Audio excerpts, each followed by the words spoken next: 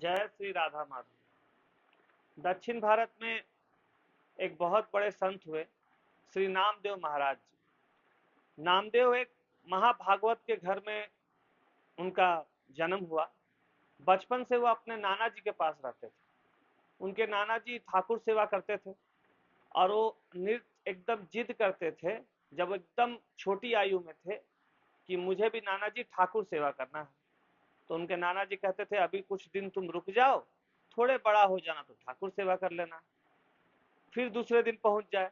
ऐसे करते करते कुछ दिन हुआ तो बोले, हम कहीं बाहर जाएंगे तब तुम ठाकुर सेवा करना।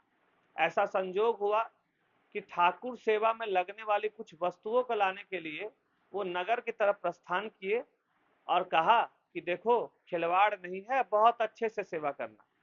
नामदेव जी को पूर्व जन्म से ही कुछ ऐसे माने भगवत कार्य किए होंगे, बचपन से ही उन्हें भगवान का बड़ा प्रेम प्राप्त था। उन्होंने एकदम छोटी आयु में ये भोग लगाया।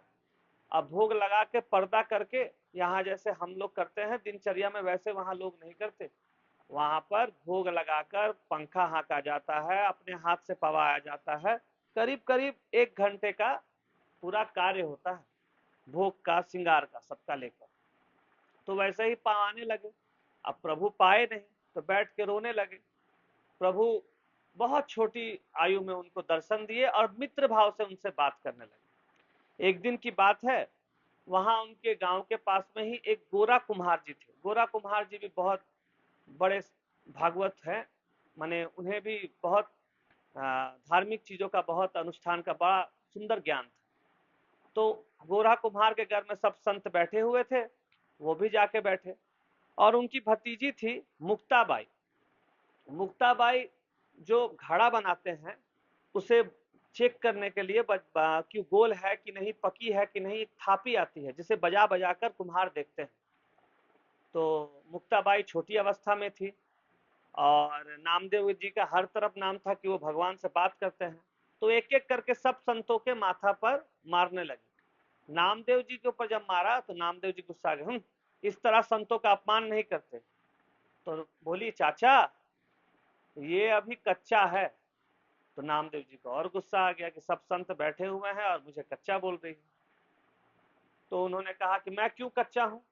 तो उनके चाचा ने कहा, जो कुम्हार थे, गोरा कुम्हार जी, कि अभी तुम में अभिमान है, घमंड है भगवान से बात करने का, अभी तुम में गुस्सा है, इसीलिए तुम कच्चे हो।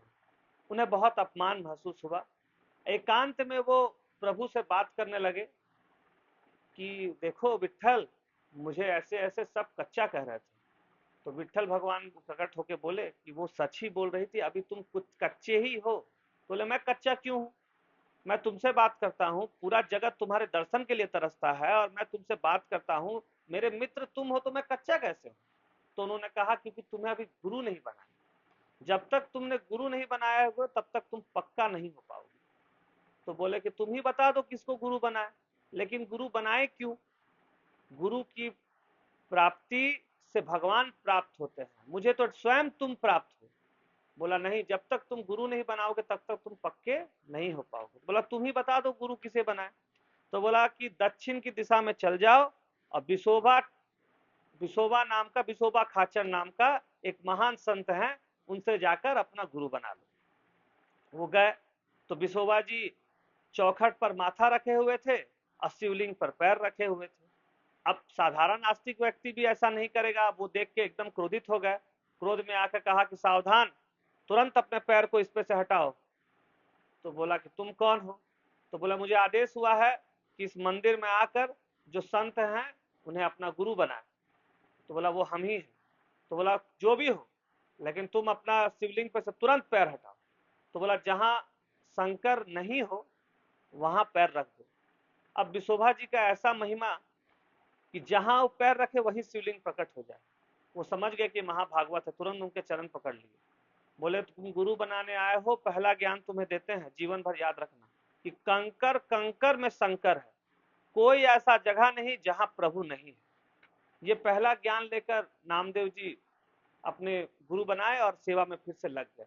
एक दिन की बात है, विट्ठल भगवान के लिए वो रोटी बना रहे थे, तब तक अचानक एक कुत्ता आया और कुत्ता रोटी को पकड़ा और भागने लगा और नामदेव जी घी का कटोरा लेके उसके पीछे पीछे दौड़ने लगे।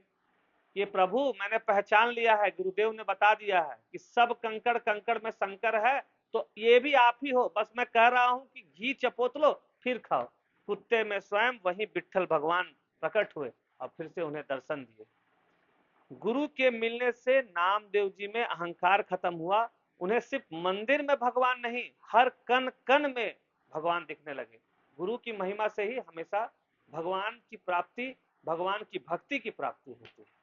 जय श्री नामदेव, जय श्री राधा माधव।